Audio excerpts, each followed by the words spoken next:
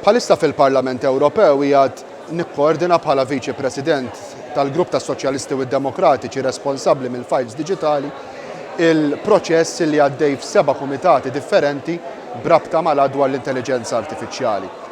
L-dwar l-intelligenza artifiċjali huwa l-ewwel wieħed tax-xorta tiegħu, mhux biss fuq bażi Ewropea ma fuq bażi internazzjonali għaliex ħajkun qiegħed ipoġġi l quddiem numru ta' regoli sabiex naraw kif l-ewwel nett insaħħu il-kompetittività fuq bażi Ewropea fejn tidħol l-industrija tal-intelligenza artifiċjali. Ġifieri fl-Ewropa għandna l-ikbar ammont ta' riċerkaturi u startups fejn tidħol l-intelligenza artifiċjali. Però l-ikbar sfida li għandna hija kif din ir-riċerka fl-aħħar mill-aħħar nistgħu inwassluha għal suċċess ekonomiku. Jiġifieri fuq bażi internazzjonali għandna aktar minn 45% tar-riċerkaturi tal-AI u l-blockchain li jinsabu fuq bażi Ewropea. Imma mbagħad ix-xer ta' investimenti li qegħdin nagħmlu fejn tidħol kemm AI u kemm blockchain fuq bażi internazzjonali huwa inqas minn 7% meta kkumparat ma' kontinenti oħrajn. U allura huwa importanti illi r-riċerka nittraduċuha f'suċċess fejn jidħlu kumpaniji u investimenti fejn tidħol intelligenza artifiċjali. Però l-iktar ħaġa importanti u l-ikbar priorità li qed naħdem fuqha fuq bażi Ewropea fejn tidħol l-AI hija illi fl-aħħar mill-aħħar dawn il-proċessi jintużaw imma ma jiksrux id-drittijiet fundamentali taċ-ċittadini tagħna. Illum il-ġurnata l-AI qiegħed jintuża kullimkien. Jintuża fi proċessi li jkunu qegħdin jużaw bħala sorveljanza il-setturi pubbliċi, pulizija, armata, ġifieri dawn jinsabu fit-toroq fl-ibliet u l-irħula tagħna, jintużaw pereżempju meta nkunu qegħdin impoġġu għal interviews, jintużaw sabiex jittieħdu deċiżjonijiet li huma mill-aktar sensittivi.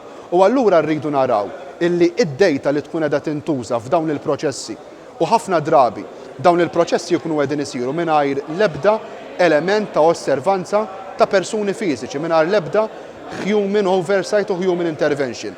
U allura aħna qegħdin ngħidu ħaġa waħda, illi qegħdin naqsmu dawn il-proċessi fi proċessi li huma riskjuża ħafna, fi proċessi illi dan l-istess sattet jgħid li huma proċessi li ma jistgħux jintużaw u ma tistax tintuża intelligenza artifiċjali fihom għaliex inkunu qegħdin niksru uħud mill-aktar drittijiet fundamentali taċ-ċittadini tagħna, imma meta jkollna proċessi li huma riskjużi, irridu noqogħdu attenti illi immexxu l quddiem aktar livell ta' trasparenza sabiex nagħtu s-serħan il-moħħ liċ-ċittadini tagħna illi meta l-AI tkun qiegħda tintuża ħafna drabi mingħajr ma nindunaw meta nkunu qegħdin nużaw pjattaformi diġitali bħal Facebook, bħal Instagram, bħal Twitter, meta nkunu qegħdin nixtru fuq bażi online u nkunu qegħdin niġu bbombardjati b'numru ta' advertisement u riklami.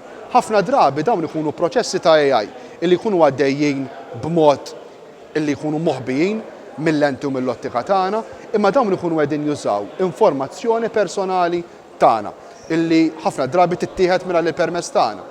U allura dan l-att ħajkun qiegħed jara illi dawn il-proċessi jintużaw b'aktar trasparenza imma billi fl-aħħar mill-aħħar nissalvagwardjaw l-aktar prinċipji fundamentali tal-libertajiet illi kull ċittadin Ewropew għandu fl-aħħar mill-aħħar igawdi minnhom. Allura ħankunu qegħdin naraw illi nżidu l-kompetittività tagħna, noħolqu aktar xogħol u opportunitajiet, imma fl-istess ħin naraw illi l-interessi taċ-ċittadini tagħna jiġu salvagwardjati meta jintużaw dawn it-tip ta' proċessi.